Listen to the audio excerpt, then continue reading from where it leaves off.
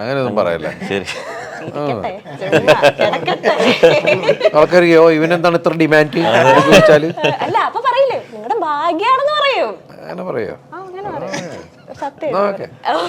എനിക്ക് ഓടാൻ കിട്ടിയത് നാഷണൽ സ്റ്റേറ്റ് ചാമ്പ്യന്മാര് എന്റെ കൂടെ. ഞാൻ അവരെ വെട്ടിച്ച് ഓടണമെന്ന് ഒന്ന് ആലോചിച്ചു. അപ്പൊ ഇവര് അഡ്ജസ്റ്റ്മെന്റ് ചെയ്യാൻ തുടങ്ങിയപ്പോ ഇവര് അഡ്ജസ്റ്റ്മെന്റ് ചെയ്യണ മുഴുവൻ ക്യാമറ കാണാം. ഞാൻ പറഞ്ഞ എന്റെ ചങ്ങാതി ഓടിക്കോ, ഞാൻ കട്ടയ്ക്ക് പിടിച്ചോ. അങ്ങനെ ഞാൻ ഓടി. എന്റെ ദൈവമേ, രാവിലെ ഞാൻ 100% സിൻസിയർ ആയിട്ട് തന്നെയാണ് ഏതൊരാളോട് ഇടപെടുന്നത്, പഴകുന്നതും ചെയ്യുന്നതല്ല.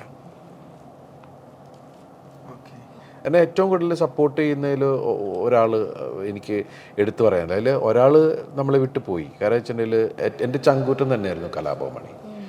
അപ്പോൾ ഞങ്ങൾക്ക് അങ്ങനത്തെ ഒരു ഭയങ്കര ഇതുണ്ടായിരുന്നു. അത് ഞങ്ങളെ രണ്ടുപേരെയാണ് ഏറ്റവും കൂടുതൽ ബാധിച്ചത്. മണി എന്ന് പറഞ്ഞാൽ ഞങ്ങൾ മൂന്നുപേരും ഒരുമിച്ച് എവിടെയും ഷോസ് പോവുകയും എൻ്റെ എല്ലാ ബിഗ് ഷോയിൽ മണി ഉണ്ടാവും. 2010 കഴിഞ്ഞിട്ട് പിന്നെ ഞങ്ങൾ ഒരുമിച്ച് ഷോയ്ക്ക് പോയിട്ടില്ല. പണ്ടേ നീയൊരു മണിയല്ലേ, കയ്യിലിരിപ്പു കെണിയല്ലേ, ഉച്ചയിൽ നമ്മുടെ ശുക്രനുദിച്ചതറിഞ്ഞില്ലേടാ. ഇങ്ങനെ ബാക്ക് ടു ബാക്ക് കൊടുത്തോണ്ടിരിക്കുക. അപ്പൊ ഞങ്ങള് കൈയും കാലൊക്കെ പിടിച്ച ദിലീപേട്ട ഒരു ഇന്റർവ്യൂ ഞങ്ങൾക്കും കൂടെ തന്നിട്ട് പോണെന്ന് പറഞ്ഞിട്ടാണ് ഇപ്പൊ ലാസ്റ്റ് ദിലീപേട്ട സമ്മതിച്ച്. അങ്ങനെയൊന്നും പറയല്ല. ആൾക്കറിയോ ഇവനെന്താണ് ഇത്ര ഡിമാൻഡ് ചോദിച്ചാല് അല്ല അപ്പൊ പറയില്ലേ നിങ്ങളുടെ ഭാഗ്യാണെന്ന് പറയും. അങ്ങനെ പറയും. അങ്ങനെ പറയോ? ദിലീപേട്ട എന്താണ് ആക്ച്വലി തങ്കമണി? ഞാൻ ആദ്യം ഈ ടീച്ചർ ഇതൊന്നും ഇതൊക്കെ ഇറങ്ങുന്നതിന് മുന്നേ ഒരുപാട് റിസർച്ച്, നമ്മൾ ഒരുപാടൊന്നുമില്ല എന്നാലും നമ്മൾ റിസർച്ച് ചെയ്യുമ്പോൾ പല സ്റ്റോറീസ് ആണ് തങ്കമണി പറ്റി കേൾക്കുന്നത്.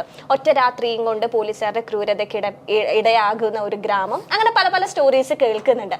അപ്പം ആക്ച്വലി എന്താണ് തങ്കമണി? മൊത്തം പറയാൻ പറ്റില്ല എന്നറിയാം. മാർച്ച് 7 സിനിമയാണ്. എനിക്ക് അറിയായിരുന്നു ഇത് തന്നെ പറയൂ. അല്ലല്ല, തങ്കമണി എന്ന് പറയുന്നത് കട്ടപ്പനയ്ക്ക് അടുത്തുള്ളൊരു ഗ്രാമമാണ്. 1986 ഒരു ബസ്സിൻ്റെ വിഷയത്തിലുണ്ടായിരുന്ന, അതിനെ ബേസ് ചെയ്തുണ്ടായ ഒരു വിഷയമാണ്. അത് പിന്നീട് പല പല പ്രശ്നങ്ങളിലേക്ക് ഇടപെട്ട അവസാനം പോലീസും നാട്ടുകാരും തമ്മിലുള്ള വിഷയങ്ങളായി. ആ വിഷയത്തിൻ്റെ പുറത്ത് എല്ലാവർക്കും ഉണ്ടാകുന്ന ഈഗോ എന്ന് പറയുന്നൊരു സാധനം ഉണ്ടല്ലോ. രണ്ടുപേരുടെ ഈഗോ വളർന്നു കഴിഞ്ഞപ്പോൾ ഉണ്ടായിരിക്കുന്ന, ആരും വിട്ടുകൊടുക്കാൻ സമ്മതിക്കാണ്ട് വന്നിരിക്കുമ്പോൾ പിന്നെ ആ ഗ്രാമം വല്ലാത്തൊരു വേദനയിലേക്ക് പോയ ഇൻസിഡൻസ് ആയിരുന്നു പിന്നീട് അങ്ങനെ ഉണ്ടായത്. അത് സംഭവിച്ചത് ആ ഒരു രാത്രിയിലാണ്. പിന്നീട് ആ ഒറ്റ രാത്രി കൊണ്ട് തങ്കമണി എന്ന് പറഞ്ഞാൽ വളരെ ശാന്തമായി എല്ലാ കാര്യങ്ങളും ഭംഗിയായി നടന്നിരുന്നത് ഗ്രാമം കീഴ്മേൽ മറിയ എന്ന് പറയുന്നത്. അപ്പം അന്ന് ഞാൻ അതൊക്കെ വായിച്ചിട്ടുള്ളത് ആ സമയത്തുണ്ടായത്. അതിൻ്റെ പേരിൽ ഗവൺമെൻറ് പോയി, പുതിയ ഗവൺമെൻറ് വന്നു, അത്രയും വലിയ ഇഷ്യൂ ആയി മാറി. അതല്ല, അത് ഞാൻ കോളേജ് പഠിക്കുന്ന സമയത്താണ് അതിൻ്റെ വാർത്തകളെ കണ്ടിട്ടുള്ളത്. പിന്നെ തങ്കമണി അല്ലെങ്കിൽ കട്ടപ്പന എന്നൊക്കെ പറയുന്നത്, അപ്പം ആദ്യം നമ്മൾ ഈ പറയുന്ന പോലെ തന്നെ തങ്കമണി എന്നുള്ളത് ഏതോ ഒരു പെൺകുട്ടിയുടെ വിഷയമെന്നൊക്കെ നമ്മൾ അന്നാദ്യം ചിന്തിച്ചത്. പക്ഷെ അതൊരു നാടിൻ്റെ പേരാണെന്നും ഒക്കെ പിന്നെ അത്രേ അറിയുള്ളൂ നമ്മൾ. പക്ഷെ അതിനെക്കുറിച്ച് കൂടുതൽ അറിയാൻ അതിൻ്റെ ആ സംഭവങ്ങളുടെ ഡെപ്തും കാര്യങ്ങളൊക്കെ കൂടുതൽ മനസ്സിലായത് സത്യസന്ധമായി പറഞ്ഞാൽ ഈ സിനിമയുമായിട്ട് അടുത്തപ്പോഴാണ്. കാരണം ഈ സിനിമയുടെ സംവിധായകൻ അതിനുവേണ്ടി ഒരുപാട് റിസർച്ച് ചെയ്യുകയും അതിലനുഭവിച്ച ആൾക്കാരെ, ജീവിച്ചിരിക്കുന്ന ആൾക്കാരായിട്ട് കാണുകയും അതിൽ എൻ്റെ കണ്ടറിഞ്ഞും കേട്ടറിഞ്ഞും ഒക്കെ ഉള്ള വിഷയങ്ങളെ നിന്നാണ് ഈ കഥ, ഈ സിനിമ ആക്കാൻ ശ്രമിച്ചിട്ടുള്ളത്. അതിൽ അദ്ദേഹം ഞാൻ ചെയ്യുന്ന ആബേൽ എന്ന കഥാപാത്രത്തിലൂടെയാണ് ഈ സിനിമയിലേക്ക് കടക്കുന്നത്. ഇതിൽ 2 നായികമാരുണ്ട്. ഒന്ന് പ്രണീത, സുഭാഷ്. അവർ തെലുങ്ക്, തമിഴ്, കന്നഡ സിനിമകളിൽ സജീവമായിട്ടുള്ളൊരു ഹീറോയിനാണ് അവരും. അതുപോലെ തന്നെ നമ്മുടെ നായികയായ നീതാപ്പിള്ളയും ഒക്കെയാണ് ഈ സിനിമയിൽ എടുത്ത് പറയുന്നത്. പിന്നെ അതുപോലെ ഞങ്ങൾ ഫ്രണ്ട്ഷിപ്പിന് ഭയങ്കര പ്രാധാന്യമുള്ള സിനിമയാണ്. തങ്കമണിയിലെ കൂട്ടുകാരാണ് ഞങ്ങൾ 2 പേര്. പിന്നെ അസീസും ജിബിനും ഒക്കെ ഇപ്പോൾ സിനിമയിൽ വളരെ സജീവമായിട്ട് വരുന്നതാണ്. പിന്നെ പുതിയതായിട്ട് പരുൺ എന്നൊക്കെ പറഞ്ഞ ആൾക്കാർ. പിന്നെ അതുപോലെ നമ്മൾ എല്ലാം ഡിഫറെൻറ്റ് കോംബോ ആണ് ഈ സിനിമയിൽ എന്നെ സംബന്ധിച്ച്. കാരണം ഇപ്പം ജോൺ വിജയ്, അതുപോലെ തന്നെ സമ്പത്ത് റാം, പിന്നെ കോട്ടയം രമേശേട്ടൻ എൻ്റെ കൂടെ വോയിസ് ഓഫ് സത്യനാരായണനിൽ അഭിനയിച്ചാണ്. പിന്നെ മനോജ് കെ ജയൻ, അദ്ദേഹം ഞങ്ങൾ ഒരുമിച്ച് അറിയാലോ, പണ്ട് തുടങ്ങിയിട്ട് ഉള്ളൊരു ഒരുപാട് കഥാപാത്രങ്ങൾ ഞങ്ങൾ ചെയ്തതാണ്. അപ്പം അല്ലാതെ ഇതിനകത്ത് പിന്നെ രമ്യ, അതുപോലെ സന്തോഷ്, വേറൊരു ഹീറോ ഇതുള്ളതാണ്. പക്ഷേ ഇതിൽ നമ്മളോടൊക്കെ ഉള്ള സ്നേഹത്തിൻ്റെ പുറത്ത് വന്ന് ഞങ്ങൾക്ക് വേണ്ടിയിട്ട് പ്രധാനപ്പെട്ട ഒരു വേഷം ചെയ്ത ആളാണ് അജ്മൽ. ഞാൻ അജ്മലും 2 കൺട്രീസിലാണ് ഒരുമിച്ച് അഭിനയിച്ചത്. ഞാൻ പുള്ളിയുടെ അപരനായിട്ടാണ് ഉല്ലാസ്. അപ്പോൾ അങ്ങനെയുള്ള ഒരുപാട് പേരുടെ ഒരു കൂട്ടായ്മ തന്നെയാണ് ഈ സിനിമ. അപ്പോൾ ഈ സിനിമയിലൂടെ പറയുന്നത് ഫ്രണ്ട്ഷിപ്പിൻ്റെ കഥ എന്ന ഒരു നല്ല ലവ് സ്റ്റോറിയാണ്. അത് പറയുന്നത് തങ്കമണിയുടെ ബാക്ക്ഗ്രൗണ്ടിലാണ്. തങ്കമണി ഈ പറയുന്ന ആൾക്കാരെയൊക്കെ എങ്ങനെ ബാധിച്ചു എന്നുള്ളതാണ് സത്യസന്ധമായിട്ട് ഇതിൻ്റെ കഥ. അതിൻ്റെ സത്യസന്ധത വിടാതെ തന്നെയാണ് ഇതെല്ലാം പറഞ്ഞു പോയിട്ടുള്ളത്. അതിൽ എടുത്തു പറയുന്നത്, അതിൽ ജീവിച്ചിരിക്കുന്ന ഒരു അന്നത്തെ ഒരു റിപ്പോർട്ടറുണ്ട്, ഒരു വലിയ പത്രത്തിൻ്റെ. ആ ക്യാരക്ടറാണ് സിദ്ദിഖ് ചെയ്യുന്നത്. അപ്പോൾ അത് ഇപ്പോൾ കൂടുതൽ ശരിക്കും പറഞ്ഞാൽ റിയൽ ഇൻസിഡൻസിനെ ബേസ് ചെയ്തിട്ടുള്ള സിനിമകളൊക്കെ കൂടുതൽ ആളുകൾ സ്വീകരിച്ചുകൊണ്ടിരിക്കുന്ന ഒരു സമയവും ഒക്കെ ആയപ്പോൾ അതിനൊരു പ്രസക്തിയാണ്. കാരണം പ്രത്യേകിച്ച് ഒരു കേരളത്തിൻ്റെ ഭരണത്തെ വരെ തലകീഴ് മറിച്ച ഒരു സംഭവം കൂടി ആകുമ്പോൾ കൂടുതൽ അപ്പോൾ അതുമൊക്കെ വരുമ്പോൾ ഒരു ചർച്ചകളിൽ വരാവുന്നൊരു സിനിമ തന്നെയാണത്. ചർച്ചകൾ വന്നതാണ്. ഇപ്പോൾ അതിൻ്റെ പേരിൽ ഒരു ഹർജി കൊടുക്കുകയും ഇതൊക്കെ. പക്ഷേ നമുക്ക് ഉറപ്പിച്ച് പറയാം, ഈ സിനിമ തീർച്ചയായിട്ടും തങ്കമണിക്കാരുടെ അഭിമാനത്തെ ഉയർത്തുന്ന, തങ്കമണിക്ക് ഡെഡിക്കേറ്റ് ചെയ്യുന്നൊരു സിനിമയാണത്, ഉറപ്പായിട്ടും. ഓക്കെ.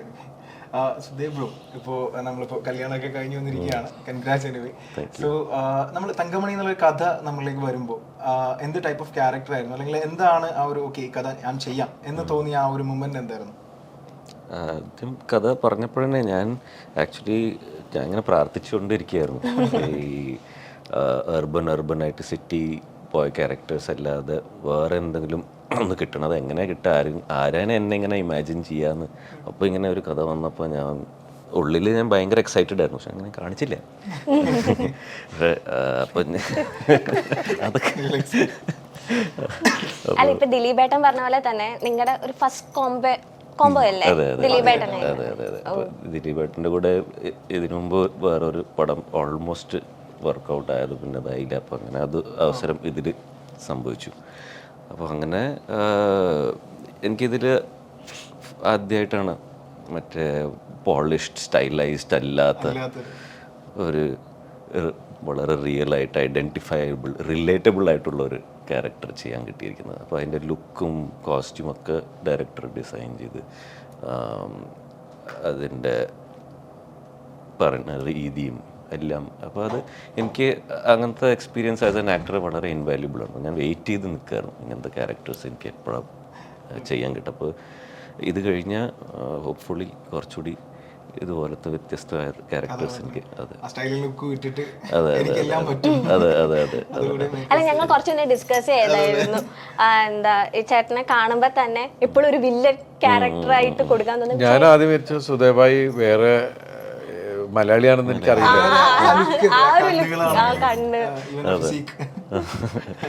അപ്പൊ ഞങ്ങൾ ചോദിച്ചു, ചേട്ടന് ഒരു സങ്കടം തോന്നുന്നു എപ്പോഴും ഇങ്ങനെ വില്ലൻ തന്നെ ആയാലും? അപ്പൊ ചേട്ടൻ തന്നെ പറഞ്ഞു. ഞാൻ ഇപ്പൊ നേരത്തെ പറഞ്ഞില്ലേ എക്സൈറ്റഡ് ആയിരുന്നു, കാണിച്ചില്ല. ഇപ്പൊ അകത്ത് ഞാൻ കരഞ്ഞുകൊണ്ടിരിക്കണം, അതൊന്നും കാണിക്കുന്നില്ല. അങ്ങനെയാണ്. ദിലീപേട്ടാ, ഇപ്പോൾ ഈ നമുക്ക് പറഞ്ഞല്ലോ ഒരു തങ്കമണി എന്നുള്ളത് നടന്നൊരു സംഭവമാണ്. അപ്പോൾ ഈ നടന്നൊരു സംഭവത്തെ നമ്മൾ സിനിമയാക്കുമ്പോൾ നമുക്ക് കുറേയേറെ ബാധ്യതകൾ ഉണ്ടാവില്ലേ ശരിക്കും? അതിനോട് ആ ഒരു കഥാതന്തുവോട് നീതി പുലർത്തുക. അതുപോലെ തന്നെ അതിൽ ഫിക്ഷന്റെ സാധ്യതകൾ എത്രത്തോളാണ്? അപ്പോൾ അത് ചിലപ്പോൾ അല്ല, ഈ പൂർണ്ണമായിട്ട് റിയൽ സാധനങ്ങൾ വരുമ്പോൾ എപ്പോഴും നമ്മൾ സിനിമ ചെയ്യുമ്പോൾ, പ്രത്യേകിച്ച് ജനങ്ങളുടെ മുമ്പിലേക്ക് ഒരു കൊമേഴ്ഷ്യൽ ഇതിൽ സിനിമ വരുമ്പോൾ നാച്ചുറലി കുറച്ച് ഫിക്ഷൻ ആഡാവും. അത് വന്നാൽ അതാണ് ഞാൻ പറഞ്ഞത് നമ്മുടെ കഥാപാത്രങ്ങളിലൂടെ എൻ്റെ ഫ്രണ്ട്ഷിപ്പ്, എൻ്റെ ലവ് എന്ന് പറയുന്നതിലൂടെയാണ് തങ്കമണിയിലേക്ക് കയറുന്നത്. മനസ്സിലായില്ലേ? അപ്പോൾ അതിൻ്റെ നേരെ തങ്കമണി എന്ന് പറയുന്നൊരു വിഷയത്തിനെ ബേസ് ചെയ്തല്ല ഇത് പോകുന്നത്. പക്ഷെ പോകും തോറുമാണ് തങ്കമണീനെ നമ്മൾ വലുതായിട്ട് നമ്മൾ അറിഞ്ഞുകൊണ്ടിരിക്കുന്നത്. അപ്പോൾ ആ രീതിയാണ് നമുക്ക് സ്റ്റോറി ടെല്ലിങ് നമുക്ക് ഭയങ്കരമായിട്ട് ഇഷ്ടമാണ്. വെച്ചാൽ ഒരു പെട്ടെന്ന് നമുക്ക് ക്യാച്ച് ചെയ്ത് ഇപ്പോൾ അതുപോലെ ഇത് പറഞ്ഞുകൊണ്ടാണ് തങ്കമണി എന്നുള്ളൊരു കൺസെപ്റ്റ് ഇപ്പോൾ ആദ്യമായിട്ടല്ല ചർച്ചയാവുന്നത്. ഇതാ സമയമായി എന്ന് പറഞ്ഞ് മുമ്പൊരു സിനിമ ഇത് ബേസ് ചെയ്ത് വന്നിട്ടുണ്ട്. അപ്പോൾ ഇത്തരം കാര്യങ്ങളിൽ കഥ കേൾക്കുമ്പോൾ ഇത്തരം റെഫറൻസുകളൊക്കെ എടുത്തിട്ടുണ്ട്, ആ സിനിമ ഒന്ന് കാണുക. അല്ല സത്യം പറഞ്ഞാൽ ആ സിനിമ ഇറങ്ങിയപ്പോൾ ഞാൻ പുള്ളിയോട് ചോദിച്ചു, പുള്ളിയും കണ്ടിട്ടില്ല, ഞാൻ കാണാത്തതുകൊണ്ടാണ് പുള്ളിയോട് ചോദിച്ചത്. അന്ന് പിന്നെ ആ സിനിമ നമുക്ക് എങ്ങനെയോ അത് നമ്മൾ കണ്ടിട്ടുണ്ടായിരുന്നില്ല. പക്ഷെ ആ സിനിമയുടെ രീതികൾ നമുക്കും പിടിയില്ല, ഇനിയിപ്പോൾ എവിടെ പോയി തപ്പി പിടിക്കുക എന്നുള്ളത് നമുക്ക് അർത്ഥം. അപ്പോൾ അതുകൊണ്ട് ഈ സിനിമയും നമ്മളിപ്പോൾ റിയലായ സംഭവങ്ങളും കുറേ പേരുടെ കാര്യങ്ങൾ അന്വേഷിച്ചൊക്കെയാണ് ഈ സിനിമയുടെ കാര്യങ്ങളിലേക്ക് പോയിട്ടുള്ളത്. അല്ലാതെ ഇതിനെ ശരിക്കും പറഞ്ഞാൽ ഒരു പെർട്ടിക്കുലർ ജോണറിൽ നിർത്തി ഇതിനെ റിസർച്ചിലേക്കല്ല പോയേക്കണേ. ടോട്ടൽ തങ്കമണി എന്താ ഫേസ് ചെയ്തതെന്നുള്ളതാണ് നമ്മൾ ഇതിലത്തെ ഡയറക്ടർ രതീഷ് ചേട്ടൻ പറഞ്ഞിരുന്നു, തങ്കമണി ഈ മൂവി പിടിക്കുമ്പോൾ ഒറിജിനലായിട്ട് തങ്കമണി വിസിറ്റ് ചെയ്യുകയും അവിടുത്തെ ആൾക്കാരായിട്ട് സംസാരിക്കുകയും ഒരുപാട് കാര്യങ്ങൾ നടത്തിയിട്ടുണ്ട്. അപ്പം ചേട്ടൻ പറയുന്നത് ഇപ്പോഴും ആ ഗ്രാമം ആ ട്രോമയിലാണ്, അല്ലെങ്കിൽ ഒരുപാട് പേരോട് സംസാരിക്കുമ്പോൾ അറിയാം അവർക്ക് ഇപ്പൊ ഓർക്കുമ്പോഴും ആ ഒരു നാച്ചുറലി അത് ഫേസ് ചെയ്ത ആൾക്കാർക്ക് അല്ലെങ്കിൽ അതിൻ്റെ തൊട്ട് ജനറേഷൻ ചിലപ്പോൾ കൊച്ചു കുട്ടികളായിരുന്ന ഒരു ഓർമ്മയിൽ കാണുന്ന ഒരു തങ്കമണി ഉണ്ട് അവരുടെ. അനുഭവിച്ച ആൾക്കാരും അന്ന് ഈ കുട്ടികൾ അനുഭവിച്ചു, പക്ഷെ അവരുടെ അച്ഛനമ്മയോ അല്ലെങ്കിൽ സഹോദരങ്ങൾ അനുഭവിച്ചതിൻ്റെ തീവ്രത ഉണ്ടാവില്ല. അതിൻ്റെ തൊട്ട് ജനറേഷൻ ഇത് പെട്ടെന്ന് പറഞ്ഞു കൊടുക്കുന്ന ഒരു ഇങ്ങനെ പല പല കാറ്റഗറിയിലാണല്ലോ കിടക്കുന്നത്. അപ്പം ഇവരിൽ നിന്ന് കേൾക്കുന്ന സംഭവങ്ങളും ഈ സിനിമ കാണുമ്പോൾ ഉറപ്പായിട്ടും അത് ഫേസ് ചെയ്ത ആൾക്കാർക്കും അത് കേട്ടറിഞ്ഞ് തൊട്ടടുത്ത ആൾക്കാർക്കും എല്ലാം ഈ സിനിമ അതൊരു കണ്ണു നനയ്ക്കുന്ന കാര്യങ്ങൾ തരും. അവർ ഇതിലൂടെ കടന്നുപോയെന്ന് ഇപ്പോഴും ചിലപ്പോൾ അവർ ഭയപ്പെടോ അങ്ങനെ ഫീൽ ചെയ്യുന്നൊരു സീക്വൻസുകൾ ഒരുപാടുണ്ട് ശരിക്കും പറഞ്ഞാൽ. അപ്പൊ ഷൂട്ട് സ്റ്റാർട്ട് ചെയ്യുന്നതിന് മുന്നേ നിങ്ങൾ എല്ലാവരും തങ്കമണി പോയി 4 ദിവസം സ്റ്റേ അങ്ങനെയൊക്കെ ചെയ്തിരുന്നോ? ഇല്ല, സംവിധായകനാണ് അവിടെ പോയി സ്റ്റേ ചെയ്യുകയും അവിടുത്തെ ആൾക്കാരായിട്ട് സംസാരിക്കും. പിന്നെ അദ്ദേഹം അവിടെ ഇരുന്നാണ് ഇതിൽ കുറേ കാര്യങ്ങൾ എഴുതിയിട്ടുള്ളത്. സ്ക്രിപ്റ്റ് എഴുതാൻ അവിടെ പോയിരുന്നിട്ടാണ് ഇതായിട്ടുള്ളത്. പിന്നെ അന്നത്തെ ഞാൻ പറഞ്ഞില്ലേ, അവിടുത്തെ പത്രത്തിന്റെ ആളൊക്കെ ഈ സിനിമയിൽ പറഞ്ഞില്ലേ സിദ്ദിഖ് ചെയ്യുന്നൊക്കെ പറഞ്ഞാൽ റിയൽ ആയിട്ടുള്ള ആൾക്കാർ തന്നെയാണ് ആ കഥാപാത്രങ്ങളില്ല. പിന്നെ ഇതിനകത്ത് ഈ പറയുന്ന പോലെ ജനങ്ങൾക്ക് ഏത് റിയൽ ഇൻസിഡന്റ് സിനിമ ചെയ്യുമ്പോഴും കുറച്ച് സിനിമാറ്റിക് ആഡഡ് ആവും അതിൽ. എന്നാലാണ് ആ സിനിമ ജനങ്ങൾക്ക് എൻഗേജ്ഡ് ആവുള്ളൂ, അല്ലെങ്കിൽ ഭയങ്കര ഡ്രൈ ആയി പോകുന്ന ഒരവസ്ഥയുണ്ട്. അപ്പോൾ ഈ സിനിമയിൽ ശരിക്കും പറഞ്ഞാൽ പ്രണയമുണ്ട്, പാട്ടുണ്ട്, നായകനും നായികയും സാധാരണ സിനിമയിലെ പോലെ പാട്ടും ഒക്കെ ഉള്ളതാണ്. നമുക്ക് ഇപ്പോൾ ദിലീപേട്ടൻ സിനിമ ഡ്രൈ ആവുന്നതിനെ പറ്റി പറഞ്ഞുകൊണ്ട് ഇപ്പം നമുക്ക് ദിലീപേട്ടനോട് തന്നെ ആളുകൾ പറഞ്ഞു എന്ന് ദിലീപേട്ടൻ പറഞ്ഞ കാര്യങ്ങളാണ്. നിങ്ങളെ തന്നെ പഴയ സിനിമകൾ കാണാനാണ്. ഇപ്പോൾ സുദീപ് ബ്രോക്ക് ആണെങ്കിലും എനിക്കാണെങ്കിലും എനിക്കാണെങ്കിലും കണക്ട് ചെയ്യാൻ പറ്റുന്നത് എന്താണ്, ദിലീപേട്ടൻ്റെ പഴയ സിനിമകൾ നമ്മൾ ഇന്നും ഇപ്പോൾ കണ്ടാലും വെട്ടമൊക്കെ എത്ര പ്രാവശ്യം കണ്ടു എന്നറിയില്ല. അപ്പോൾ ഇത്തരം സിനിമകൾക്ക് ഇപ്പോഴും റിപ്പീറ്റ് വാല്യൂ ഉണ്ടായിരിക്കെ നമ്മൾ ഇന്ന് നല്ല സിനിമകൾ എന്ന് പറയുമ്പോൾ നമുക്ക് നല്ല സിനിമകളുണ്ട് ഉറപ്പായിട്ടും. പക്ഷെ അതിനൊന്നും അന്നത്തെ സിനിമകൾ റിപ്പീറ്റ് വാല്യൂ ഇല്ല. അല്ലെങ്കിൽ ഒരു പ്രാവശ്യം നമ്മൾ കാണുന്നു, സെക്കൻഡ് ടൈം നമുക്ക് കാണുമ്പോൾ അത് അത്രത്തോളം എഫക്ട് ചെയ്യുന്നില്ല. പക്ഷെ വെട്ടവും ഈ പറയുന്ന രസികനും അതുപോലെ കല്യാണരാമനും പുലിവാൽ കല്യാണം പോലുള്ള സിനിമകളും നമ്മൾ പാണ്ടിപ്പടയും തുടർച്ചയായിട്ട് അല്ല നോട്ട് ഓൺലി ദിലീപ് നമുക്ക് ഇത്തരം പഴയ സിനിമകൾ നമുക്ക് എന്താണ് ഇപ്പോഴും നമുക്ക് കാണാൻ ഒരു ഉന്മേഷവും ഉത്സാഹമൊക്കെ ഉണ്ട്. അതെന്തായിരിക്കും ദിലീപ്? അല്ല, അന്നത്തെ തമാശകളും ഒക്കെ തന്നെയാണ്. പിന്നെ അന്നത്തെ ആർട്ടിസ്റ്റുകളുടെ നിങ്ങൾ ഒരുപാട് മനസ്സിൽ ഇഷ്ടപ്പെട്ട താരങ്ങളാണ്, അവരെല്ലാം നമ്മൾ ഇന്ന് വിട്ടുപോയി. പിന്നെ ഇന്നിപ്പോൾ നമ്മൾ പുതിയ കാര്യങ്ങൾ എക്സ്പീരിയൻസ് ചെയ്തുകൊണ്ടിരിക്കുകയാണ്. അപ്പോൾ അത് എന്ന് വെച്ചിട്ടുണ്ടെങ്കിൽ കാലഘട്ടത്തിൻ്റെ മാറ്റങ്ങളുണ്ടല്ലോ.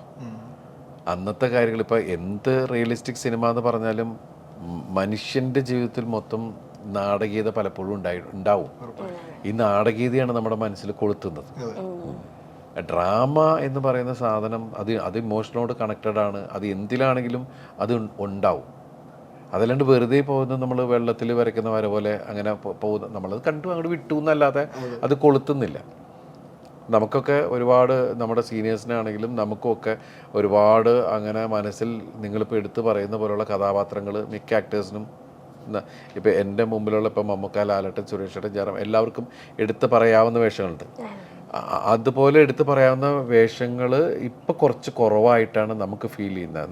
നമ്മൾ സിനിമകൾ അഭിനയിക്കുന്നുണ്ട് എന്ന് പറഞ്ഞപ്പോൾ പണ്ട് എഴുത്തുകാരുടെ കോമ്പറ്റീഷൻ, ഈ ഡയറക്ടേഴ്സിന്റെ കോമ്പറ്റീഷൻ ഇങ്ങനെ നടക്കുമ്പോഴൊക്കെ അതിന്റെ സത്യം പറഞ്ഞാൽ അതിന്റെ ഗുണം കിട്ടിയിരുന്ന ആക്ടേഴ്സിനാ.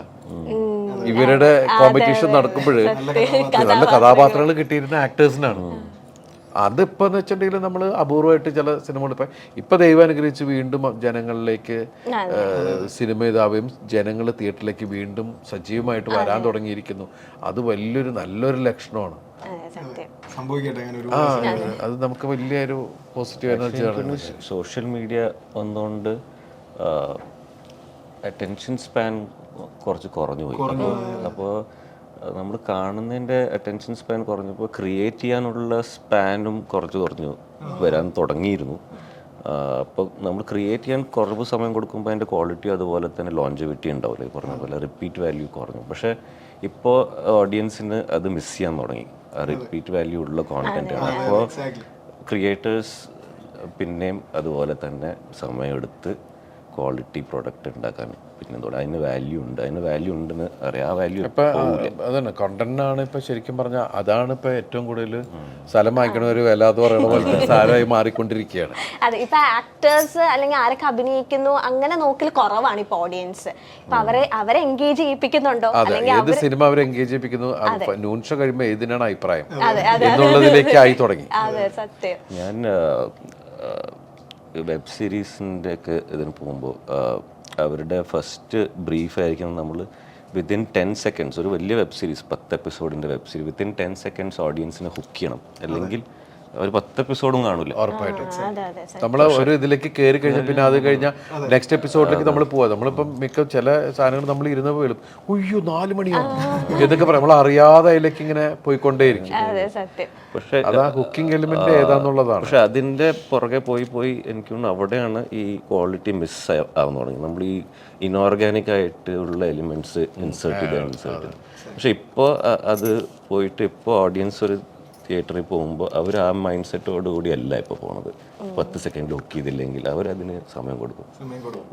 നമ്മുടെ അതിന് സ്ലോ ആയിട്ട് ബിൽഡായി ആ സ്ലോ ബിൽഡപ്പ് വരുമ്പോഴാണ് ഈ ഇഫക്റ്റ് വരുന്നത്. നമുക്ക് അത് കൊടുത്തുന്നതും അത് സ്റ്റേ ചെയ്യുന്നതും. അതായത് ഈ ഇമ്മീഡിയറ്റ് ഓരോരോ ഹുക്കിംഗ് പോയിന്റ്സ് കൊടുത്ത് അത് ഇത് പറഞ്ഞ പോലെ വെള്ളത്തിൽ വരവായിരിക്കുന്ന പോലെ അതൊന്നും പോയി പോകും. പിന്നെ ബിഗ് സ്ക്രീനിലാണെങ്കിൽ വേറെ ഓപ്ഷൻ ഇല്ലല്ലോ. ടിക്കറ്റ് എടുത്ത് കയറി ഇത് കണ്ടോളാം, മാറ്റാൻ ഇറങ്ങി പോരാൻ പറ്റൂല്ലോ. അവരോണ്ടിരിക്കണം. ഇനി ഇതിൽ രതീഷ് ചേട്ടൻ പറഞ്ഞു ഉടല് മൂവിക്ക് ശേഷം സെക്കൻഡ് മൂവി ആണല്ലോ രതീഷ് ചേട്ടന്റെ. അപ്പൊ അത് കണ്ടു, അത് കഴിഞ്ഞതിന് ശേഷമാണ് ദിലീപേട്ടനെ അപ്രോച്ച് ചെയ്തതും. അപ്പൊ ദിലീപേട്ടന് ഈ സ്റ്റോറി ഭയങ്കരമായിട്ട് ഇഷ്ടപ്പെടുകയും ചെയ്യാന്ന് പറയുകയും അത് കഴിഞ്ഞിട്ട് ദിലീപേട്ടൻ വരുമ്പോൾ തന്നെ ഫസ്റ്റ് ഷോട്ട് എടുത്തത് 200 മീറ്റർ റബ്ബർ തോട്ടത്തിൽ കൂടെ ഓടുന്നതാണ്. അപ്പൊ ദിലീപേട്ടൻ ചോദിച്ചു എന്ന് പറഞ്ഞു, എന്നെ ഇത്രയും ഓടിക്കാനായിരുന്നോ നീ ഇത്രയും വിളിച്ചു വരുത്തിയത്? അപ്പൊ ഫസ്റ്റ് ഷോട്ട് 200 മീറ്റർ ആ ഒരു ഓട്ടം കഴിഞ്ഞു. 200 മീറ്റർ ഓടുന്നതിന് വിഷയമൊന്നുമില്ല, അത് നമ്മൾ ഓടിയിട്ടുണ്ട്. എനിക്ക് സ്പീഡ് എന്ന് പറഞ്ഞ സിനിമയുടെ സമയത്താണ് ഞാൻ ഏറ്റവും കൂടുതൽ ഓടിത്തവളോടിയത്. കാരണം വെച്ചാൽ എനിക്ക് കിട്ടിയത് ക്ലൈമാക്സ് ഷൂട്ട് ചെയ്യുമ്പോൾ എനിക്ക് ഓടാൻ കിട്ടിയത് നാഷണൽ സ്റ്റേറ്റ് ചാമ്പ്യന്മാര് എന്റെ കൂടെ. ഞാൻ അവരെ വെട്ടിച്ച് ഓടണമെന്ന് ഒന്ന് ആലോചിച്ചു. ഞാനെന്നിട്ട് അവരോട് ഞാൻ പറഞ്ഞ അഡ്ജസ്റ്റ്മെന്റ് വേണമെന്ന് പറഞ്ഞു. അല്ല, അഡ്ജസ്റ്റ്മെന്റ് ചെയ്യാൻ ഒന്നെനിക്ക് വേണ്ടി. അപ്പൊ ഇവര് അഡ്ജസ്റ്റ്മെന്റ് ചെയ്യാൻ തുടങ്ങിയപ്പോ ഇവര് അഡ്ജസ്റ്റ്മെന്റ് ചെയ്യണ മുഴുവൻ ക്യാമറ കാണാം. ഞാൻ പറഞ്ഞ എന്റെ ചങ്ങാതി ഓടിക്കോ, ഞാൻ കട്ടയ്ക്ക് പിടിച്ചോ. അങ്ങനെ ഞാൻ ഓടി. എന്റെ ദൈവമേ, രാവിലെ കോമഡി എന്തുണ്ടായെന്നറിയോ? രാവിലെ 8 മണിക്ക് തുടങ്ങും.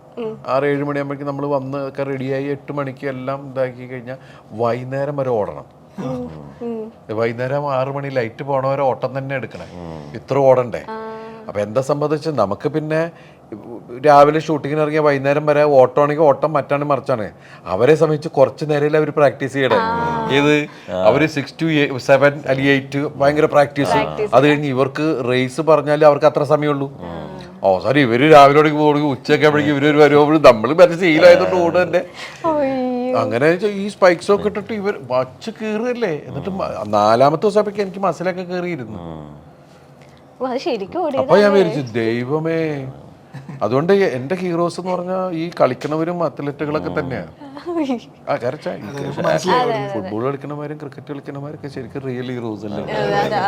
അത് സത്യമാണ്. അതുകൊണ്ട് നമ്മളിങ്ങനെ കൊത്തിയിരുന്ന് ഇതാവണമെന്ന് വെച്ചിട്ടുണ്ടെങ്കിൽ അത് വേറെ ഇതാണ്, റിയൽ ആട്ടി ഉള്ള കളി. നമുക്കാണെങ്കിൽ ആ കാട്ട് എന്നൊക്കെ പറഞ്ഞിട്ട് ഇടയ്ക്ക് അങ്ങനെയൊക്കെ ഉള്ളൊരു ഇതൊക്കെ കിട്ടും. പക്ഷെ നമ്മുടെ ഷൂട്ടിങ്ങിൽ ഒരു ഇതാണ്. പിന്നെ നമ്മുടെ വെച്ചിട്ടുണ്ടെങ്കിൽ എന്തും സംഭവിക്കാന്നുള്ളൊരു സംഭവമുണ്ട്. നമ്മുടെ ചില റിസ്ക് ഫാക്ടർ നമ്മുടെ കൂടുതലാണ്. പിന്നെ നമ്മുടെ ബോഡി വാമാവും കൂടാവും ഷൂട്ടിങ്. ഇത് വാമായ ഒരു പോക്കാവും. അതാണ് 3-ാമത്തെ 4-ാമത്തെ ദിവസം ആകുമ്പോഴേക്കും മസിൽ പിടിക്കാനൊക്കെ തുടങ്ങുന്നത്. അതിപ്പോൾ നമ്മുടെ ജോബ് ആക്ച്വലി ഹാർഡാണ്. ഇപ്പോൾ നമ്മളിപ്പോൾ സ്പീഡിനെ പറ്റി പറഞ്ഞ പോലെ തന്നെയാണ് ഇപ്പോൾ ദിലീപിനെ പറ്റി പറയുകയാണെങ്കിൽ ഇത്രയും വെർസറ്റൈൽ ആയിട്ടുള്ള, അതായത് ഇപ്പോൾ ചാന്ത് വിട്ടു പോലെ, മായാമോഹിനി പോലെ, പഞ്ചാബി ഹൗസിലെ ഉമ്മയെ പോലെ, അപ്പോൾ ഇത്തരം കഥാപാത്രങ്ങൾ ചെയ്യുമ്പോൾ കുഞ്ഞിക്കൂനൻ പോലെ വളരെ വെറൈറ്റി ആയിട്ടുള്ള ആളുകൾ ഒരുപാട് നിരീക്ഷണ ബോധം ആവശ്യം ഉണ്ടാവില്ലേ? അപ്പോൾ ചേട്ടൻ എങ്ങനെയാണ് ഇതൊന്ന് എക്സിക്യൂട്ട് ചെയ്യുക? ഒരു കഥ കേട്ട് കഴിഞ്ഞാൽ ഓക്കെ വെറൈറ്റിയാണ്, അപ്പോൾ ഞാൻ ഇത്തരം ആളുകളെ നോക്കുക, അത് എങ്ങനെയാണ് അത് ഔട്ട് ചെയ്തെടുക്കുക? അതങ്ങനെയുള്ള കഥാപാത്രങ്ങൾ കാണുമ്പോൾ ഇപ്പോൾ ഞാൻ പല ഇൻ്റർവ്യൂസിൽ പറഞ്ഞിട്ടുണ്ട്, കുഞ്ഞിക്കൂനെന്ന് പറഞ്ഞാൽ ഞാൻ ഹാൻഡിക്യാപ്ഡ് അങ്ങനത്തെ ഉള്ള 5-6 പേരെ അവരറിയാതെ ഫോളോ ചെയ്ത് അതിൽ നിന്ന് ഞാൻ ഉണ്ടാക്കിയതാണ് ഒരു കുഞ്ഞിക്കുഞ്ഞിനെ. മനസ്സിലായില്ല? അത് ചില ആൾക്കാർ ഉണ്ട്, അവർക്ക് കാലിനൊന്നും ഒരു കുഴപ്പമില്ല, കയ്യിന് മാത്രമേ കുഴപ്പമുള്ളൂ. അപ്പോൾ അവരെങ്ങനെ സോഡ പൊട്ടിക്കണേ ഇതൊക്കെ നോക്കിയിട്ടുള്ള കാര്യങ്ങൾ. ചില ആൾക്കാർ ഇങ്ങനെയാണ്. അന്നൊക്കെ ഈ കൂടുതൽ STD ബൂത്തൊക്കെ നടത്തുന്ന ആൾക്കാരൊക്കെ ആയിരുന്നു. അപ്പോൾ അവർക്ക് സെപ്പറേറ്റ് ഒരു ഹാൻഡിക്യാപ്ഡ് സെക്ഷനൊക്കെ ഉണ്ടല്ലോ, അവിടെയാണ് കൂടുതൽ. ഇമാതിരി ആൾക്കാർ വില്ലന്മാരുമാണ്, സ്വഭാവം കൊണ്ട് കുസൃതി കൂടുതലുള്ള ആൾക്കാരാണ്. മനസ്സിലായി? പക്ഷെ അവർ എല്ലാ മേഖലയിലെ ആൾക്കാരുടെ കൂടുമായിട്ട് ഇതായിട്ട് പോവുക, അവർ പാവങ്ങളെന്നൊക്കെ ഉള്ള രീതിയിൽ. അപ്പോൾ അത് പല ക്യാരക്ടേഴ്സ് ചെയ്യുമ്പോഴും നമ്മൾക്ക് അങ്ങനെയുള്ള ഗുണങ്ങൾ ഉണ്ടായിട്ടുണ്ട്. അല്ലെ എൻജോയ് ചെയ്ത് എടുത്തു പറയേണ്ട ഒരു കഥാപാത്രങ്ങളാണ് കേശു വീടിന്റെ നാഥൻ എന്ന് പറഞ്ഞത്. നമ്മൾ എൻജോയ് ചെയ്ത ഒരു ക്യാരക്ടർ. കേശുവിൽ ശരിക്കും കഥ പറയുമ്പോൾ നമ്മളിങ്ങനെ ശരിക്കും ആദ്യം നമുക്കിത് സുരാജിനെ വെച്ച് ചെയ്താലോ എന്നൊക്കെ പറഞ്ഞിങ്ങനെ ചർച്ചയൊക്കെ ചെയ്ത് നമുക്ക് ഓക്കെ. കാരണം അതിന് മുമ്പ് സുരാജ് ഇങ്ങനെ ഏജ്ഡ് ക്യാരക്ടേഴ്സൊക്കെ ചെയ്യണമെന്നൊക്കെ പറഞ്ഞുള്ള കാര്യങ്ങളായി. അപ്പം അങ്ങനെ പല കാര്യങ്ങളൊന്നും ആദ്യം അലൻസിയറേറ്റിനെ വെച്ച് ചെയ്യാം എന്നൊക്കെ ഉള്ള കാര്യമാണ്. നമ്മളെന്തായാലും പ്രൊഡ്യൂസ് ചെയ്യുന്നു എന്നുള്ളതാണ്. അങ്ങനെ ഇരുന്ന് ഒരു ദിവസം ഇങ്ങനെ ഇരുന്നപ്പോൾ ചോദിച്ചത്, ആയിഷ കേശോട് ഞാൻ അഭിനയിച്ച കുഴപ്പമില്ല എന്ന് ചോദിച്ചു. നീയാ എന്നാ പറഞ്ഞു, അല്ലടാ ഞാൻ വെറുതെ ഇങ്ങനെ നോക്കണം, നമ്മൾ വേറെ ഒരു രൂപത്തിൽ ചെയ്തു ഒക്കെ എങ്ങനെ ഉണ്ടാവും. നീ കേശോട്ട് അഭിനയിക്കുകയാണെങ്കിലേ നമുക്ക് ഉർവശി ചേച്ചിനെ നായികയാക്കാം. അപ്പം ഞാൻ പറഞ്ഞു, അപ്പം ഞാൻ ലൈഫിൽ ചിന്തിച്ചിട്ടില്ല ഉർവശി ചേച്ചിയുടെ ഹീറോ ആയിട്ട് അഭിനയിക്കുന്നു തോന്നുന്നു. കാരണം നമ്മുടെ സീനിയർ ആക്ട്രസ് ആണ് ഇത്. ഞാൻ പറഞ്ഞു, ചേച്ചി സമ്മതിക്കുമോ? ചേച്ചിയോട് ചോദിച്ചു നോക്ക് എന്ന് പറയുമ്പോൾ ചേച്ചിയോട്, ചേച്ചി ഒരു കഥയുണ്ട് വെറുതെ ഒന്ന് കേട്ട് നോക്കുമെന്ന്. ചേച്ചി പറഞ്ഞു ഞാൻ ചെയ്യുന്നു. പിന്നീട് കാരണം നമ്മൾ ആ ഒരു ഗിവ് ആൻഡ് ടേക്ക് ഭയങ്കരമായിട്ട് നമ്മൾ ഭയങ്കര രസമായിട്ട് ചേച്ചിയും അതിൻ്റെ കൂടെ കട്ടക്കി നിൽക്കുക എന്ന് പറയില്ലേ മറ്റുള്ള എല്ലാ ആർട്ടിസ്റ്റുകളും. ഇത് ചോദിച്ചപ്പോൾ എനിക്ക് പെട്ടെന്ന് ഓർമ്മ വന്നത്, ഞാൻ നാദിർഷനെ ഇന്റർവ്യൂ ചെയ്തപ്പം ഞാൻ ഇക്കയോട് ചോദിച്ചു, ഇക്ക ഈ വിസിബിൾ ആയിട്ടുള്ള ഫ്രണ്ട്ഷിപ്പാണ് നിങ്ങളുടെ രണ്ടുപേരുടേത്. അപ്പം ഞങ്ങൾക്ക് എല്ലാവർക്കും ഒരു അസൂയാണ്, ഇവരെന്ത് അടിപൊളി ഫ്രണ്ട്ഷിപ്പാണ്, ഇവരുടെ ഇടയിൽ വഴക്കൊന്നും വരില്ലേ, എന്താ ഈഗോ ക്ലാഷ് ഇല്ല, ഒന്നുമില്ല. അതിൻ്റെ ഇക്ക പറയാം, എൻ്റെ പൊന്നുമോളെ ഞങ്ങൾ എങ്ങനെയെങ്കിലും ഒന്ന് മുന്നോട്ടേക്ക് നീങ്ങിക്കോട്ടെ, ഇതുവരെ കുഴപ്പമില്ല, പ്രശ്നം ഉണ്ടാവും പക്ഷെ രാത്രി പറഞ്ഞ് തീർത്ത് അല്ലെങ്കിൽ വിളിക്കും, എന്താണ് പ്രശ്നം പറയടാ എന്നൊക്കെ പറഞ്ഞ് ദിലീപേട്ടൻ വിളിക്കുന്നു. അപ്പൊ നിങ്ങൾ ഈ മൂവിയിലും ഫ്രണ്ട്ഷിപ്പ് പറയുന്നുണ്ട്. ഇപ്പൊ കേശു ഫ്രണ്ട്ഷിപ്പ് എന്ന് പറഞ്ഞാൽ ആര് പറഞ്ഞു ഞങ്ങളുടെ ഇടയിൽ വഴക്കുണ്ടാവില്ല? അല്ല ഞാൻ വെക്കപ്പോഴും അവനെ വഴക്ക് പറയുന്നത് ഇതിനാണ് ഇപ്പൊ പറയുമ്പോ ഇതൊക്കെ ചോദിച്ചിട്ട് ഇതൊക്കെ പറയും. അല്ലടാ അത് ചിലത് സഖി ഘട്ടം മാത്രമേ അവൻ ബേസ്റ്റ് ഔട്ട് ആവുള്ളൂ. ഞാൻ ചോദിക്കാം എന്തിനാണ് അവരുടെ അടുത്ത് പോയിട്ട് നീ അങ്ങനെ പറഞ്ഞു ഇങ്ങനെ പറഞ്ഞൊക്കെ ചൂടാവും. ഇവിടെ അവരെങ്ങനെ ഇതായതുകൊണ്ടാണ് അങ്ങനെയൊക്കെ ഉള്ള കാര്യങ്ങളാണ്. അല്ലെങ്കിൽ ഞാനിപ്പോൾ അവനെ അല്ലാതെ ദേഷ്യപ്പെടുകയാണെങ്കിൽ ചിലപ്പോൾ അവൻ വളരെ സെൻ്റായിരിക്കും, അല്ലെങ്കിൽ അവൻ മെക്കിട്ട് കയറുകയാണെങ്കിൽ ഞാൻ മിണ്ടായിരിക്കും. കുറേ കഴിയുമ്പോൾ ഞാൻ പറയും എടാ അത് ഇതാടാ മാറ്റർ. അപ്പോൾ അത് ഒന്ന് താഴേക്കുമ്പോൾ അതിങ്ങനെ ഞങ്ങളിങ്ങനെ എത്രയോ വർഷമായിട്ട് ഇങ്ങനെ പോയിക്കൊണ്ടിരിക്കുന്ന ആളാണ്. ഞങ്ങൾ കണക്കുകൾ പറയാറില്ല, കണക്കുകൾ ചോദിക്കാറില്ല. അങ്ങനെ അതിൻ്റെ വഴിക്ക് എല്ലാം ഒന്നെന്ന് പറയണം. അങ്ങനെ മീൻസ് അങ്ങനെയുള്ളൊരു ചെറുപ്പം തുടങ്ങി അങ്ങനെ വന്നിട്ടുള്ളൊരു ഫാമിലീസ് എല്ലാം അങ്ങോട്ടാണ്. ഇവിടെ നമ്മൾ അത്രയും അവൻ്റെ ഉമ്മ എന്നൊക്കെ പറഞ്ഞാൽ എൻ്റെ അമ്മ എന്നൊക്കെ പറഞ്ഞാൽ അങ്ങനെ സഹോദരങ്ങളായിട്ട് പോകുന്ന ആൾക്കാരാണ്. പിന്നെ എനിക്ക് അവൻ്റെ കാര്യത്തിൽ വെച്ചിട്ടുണ്ടെങ്കിൽ അവൻ ഭയങ്കര ഹാർഡ് വർക്കിംഗ് ആണ്. അതുപോലെ ശരിക്കും പറഞ്ഞാൽ അവൻ്റെ സ്വപ്നമാണ് അവൻ സംവിധായകനാവണം എന്നുള്ളത്. അപ്പോൾ ഒരു കാലത്ത് ഞാൻ അവൻ്റെ വളർച്ച എന്ന് പറഞ്ഞാൽ അവൻ്റെ മിടുക്ക് തന്നെയാണ് എല്ലാ തരത്തിലും. ശരിക്കും പറഞ്ഞാൽ സംഗീതത്തിലായാലും എല്ലാത്തിലും അവന് ആ തുടക്കകാലത്ത് സംസാരിക്കുമ്പോൾ വിക്കൊക്കെ ഉണ്ടായിരുന്ന ആളാണ്. അതൊക്കെ അവൻ തന്നെ കവർ ചെയ്ത് സംസാരത്തിലാണെങ്കിലും എല്ലാത്തിലും എന്നെ ഏറ്റവും കൂടുതൽ സപ്പോർട്ട് ചെയ്യുന്നതിൽ ഒരാൾ എനിക്ക് എടുത്തു പറയാൻ, അതിൽ ഒരാൾ നമ്മളെ വിട്ടു പോയി. കാരണം വെച്ചിട്ടുണ്ടെങ്കിൽ എൻ്റെ ചങ്കൂറ്റം തന്നെയായിരുന്നു കലാഭവൻ മണി. അപ്പോൾ ഞങ്ങൾക്ക് അങ്ങനത്തെ ഒരു ഭയങ്കര ഇതുണ്ടായിരുന്നു. അത് ഞങ്ങളെ രണ്ടുപേരെയാണ് ഏറ്റവും കൂടുതൽ ബാധിച്ചത്. മണി എന്ന് പറഞ്ഞാൽ ഞങ്ങൾ മൂന്നുപേരും ഒരുമിച്ച് എവിടെയും ഷോസ് പോവുകയും എൻ്റെ എല്ലാ ബിഗ് ഷോയിൽ മണി ഉണ്ടാവും. 2017 ഷോയ്ക്ക് മാത്രമാണ്, 2010 കഴിഞ്ഞിട്ട് പിന്നെ ഞങ്ങൾ ഒരുമിച്ച് ഷോയ്ക്ക് പോയിട്ടില്ല. അതാണ് ലാസ്റ്റ് ഷോ. അത് കഴിഞ്ഞ് പിന്നെ കുറച്ച് കഴിഞ്ഞ് സമയം കഴിഞ്ഞപ്പോഴേക്കും മണിയും വളരെ വിഷമം ഉണ്ടാക്കുന്ന കാര്യം തന്നെയാണ്. അപ്പോൾ ഞാൻ ഫ്രണ്ട്ഷിപ്പ് എന്ന് പറഞ്ഞാൽ എനിക്ക് ഒരുപാട് ഫ്രണ്ട്സ് ഉണ്ട് ശരിക്കും പറഞ്ഞാൽ. പക്ഷെ ഞാൻ സിൻസിയറാണ്. ചില ഫ്രണ്ട്സ് വേറെ തരത്തിൽ പെരുമാറുന്ന നമുക്കൊന്നും ചെയ്യാൻ പറ്റില്ല, അത് അവരുടെ കുഴപ്പമാണ്. ഞാൻ 100% സിൻസിയറായിട്ട് തന്നെയാണ് ഏതൊരാളോട് ഇടപെടുന്നതും പഴകുന്നതും ചെയ്യുന്നതല്ല. അപ്പോൾ എന്തായാലും ഫൈനലി നമുക്ക് സമയപരിമിതി ഉള്ളതുകൊണ്ട് തങ്കമണി എന്നുള്ളൊരു സിനിമ ആളിപ്പോൾ നമ്മുടെ പ്രേക്ഷകരിലേക്ക് പറയുകയാണെങ്കിൽ എന്തായിരിക്കും നമുക്ക് ഒരു ക്വസ്റ്റ്യനും കൂടെ അത് ദിലീപേട്ടൻ. ഇപ്പൊ ദിലീപേട്ടൻ്റെ ഒപ്പം അപ്പുറം ഇപ്പുറം നിന്നതാണ് സലീം കുമാർ ഏട്ടനും ഹരിശ്രീ അശോകൻ ചേട്ടനും. ഏത് മൂവിയിലും നിങ്ങളുടെ ആ ഒരു കോംബോ ഭയങ്കരമാണ്. ഇപ്പൊ ഹരിശ്രീ അശോകൻ ചേട്ടന്റെ മോനും സിനിമയിൽ സജീവമാണ്. സലീം കുമാർ ഏട്ടന്റെ മഞ്ഞുമൽ ബോയ്സിലൂടെ ഒക്കെ ചന്തു നമ്മളെ ഞെട്ടിപ്പിച്ച് കഴിഞ്ഞിരിക്കുകയാണ്. അപ്പൊ മീനാക്ഷി ഉടനെ തന്നെ ഉണ്ടാവുമോ വരുമോ എന്നൊരു ചോദ്യം. മീനാക്ഷി ഇപ്പോൾ പഠിച്ചുകൊണ്ടിരിക്കുകയാണ്. MBBS കഴിഞ്ഞ അവൾ അവസാനസിയും കാര്യങ്ങളൊക്കെ ആയിട്ട് പോയിക്കൊണ്ടിരിക്കണു. നമുക്കൊന്നും അറിഞ്ഞൂടല്ലോ, എല്ലാം തീരുമാനിക്കുന്ന ഒരാൾ മുകളിലിരിക്കുന്ന ഒരാളാണ്. ഓരോരുത്തരുടെ പറഞ്ഞിട്ടുണ്ടോ? ഇല്ല, അങ്ങനെയൊന്നുമില്ല. ഇല്ല, അവളുടേതായ ഒരു ലോകം ഉണ്ടാക്കി പോകുന്നു. പക്ഷെ മീനാക്ഷി എന്തിട്ടാലും വയറില്ല. മീനാക്ഷി പോലും അറിയുന്നില്ല. മീനാക്ഷിയുടെ ഒരു തല വന്ന പിന്നെ സോഷ്യൽ മീഡിയ മൊത്തം ഫുൾ ടൈം പിന്നെ മീനാക്ഷിയുടെ വീഡിയോസും കാര്യങ്ങളാണ്. സന്തോഷമുള്ള കാര്യമല്ലേ? കാരണം നമ്മളെ ആദ്യം സ്നേഹിച്ച ആൾക്കാർ നമ്മുടെ കുഞ്ഞുങ്ങളെ സ്നേഹിക്കുന്നു എന്ന് പറയുന്നത് വലിയ കാര്യം തന്നെ. അതെ, സത്യം. മീനാക്ഷിയോട് ഒരു പ്രത്യേക സ്നേഹമാണ് എന്ന് ഞങ്ങൾക്ക് പലപ്പോഴും തോന്നിയിട്ടുണ്ട്. ദിലീപേട്ടൻ അങ്ങനെ തോന്നിയിട്ടുണ്ടോ? ഈ ഓരോ വീഡിയോ തീർച്ചയായിട്ടും. അവള് ഡാൻസ് ഒന്നും പഠിച്ചിട്ടൊന്നുമില്ല, പക്ഷെ അവള് തന്നെ കമ്പോസ് ചെയ്ത് അവള് തന്നെ ഡാൻസ് ഇടുന്നു. അത് ചില അച്ഛാ ഞാനിങ്ങനെ ഒരു സാധനം ആ മോള് ഇട്ട് നോക്കിയാൽ നിന്റെ ഇഷ്ടം എന്താ വെച്ചാൽ പോലെ ചെയ്യുമെന്ന് പറയുമ്പോൾ അവളത് ഇടും. അപ്പം ചിലപ്പോൾ അതെനിക്ക് അയച്ചു തരും. ഇങ്ങനെ പറഞ്ഞാൽ കുഴപ്പമില്ല, നന്നായിട്ട് എന്ന് പറഞ്ഞാൽ നമുക്ക് നമ്മുടെ കുഞ്ഞുങ്ങളെ ഭയങ്കര ഇതായിട്ട് പറയാൻ പാടില്ലല്ലോ. അപ്പം നമുക്ക് വലിയ സന്തോഷം. എന്തായാലും മക്കളുടെ സന്തോഷമാണ് ഏതൊരു അച്ഛനമ്മയ്ക്കൊക്കെ സന്തോഷം ഉണ്ടാക്കുന്നത്. ഇതായിരുന്നു എന്റെ ക്വസ്റ്റ്യൻ.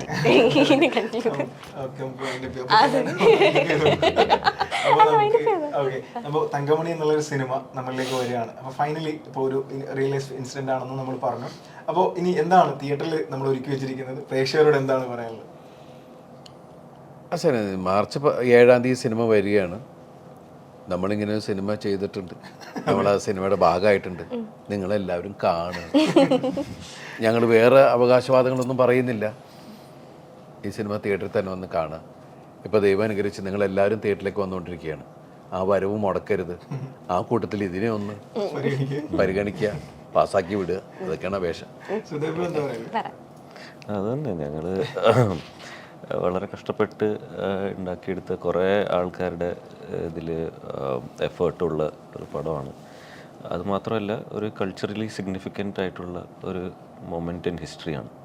അപ്പോൾ അത് ഓഡിയൻസിനും അതിൻ്റെ ഒരു വാല്യൂ തീർച്ചയായും കിട്ടും പടം കാണുമ്പോൾ. അപ്പോൾ അതുകൊണ്ട് തീർച്ചയായും തിയേറ്ററിൽ തന്നെ പോയി കാണാം, പടം വിജയിപ്പിക്കുക. എന്തായാലും വൻ വിജയമാവട്ടെ. അതെ, ഞങ്ങൾ രണ്ടുപേരും ആശംസിക്കുന്നു. അപ്പൊ March 7 ഞങ്ങൾ ഫസ്റ്റ് ഷോയ്ക്ക് തന്നെ ഉണ്ടാകും. Okay, thank you so much. Thank you.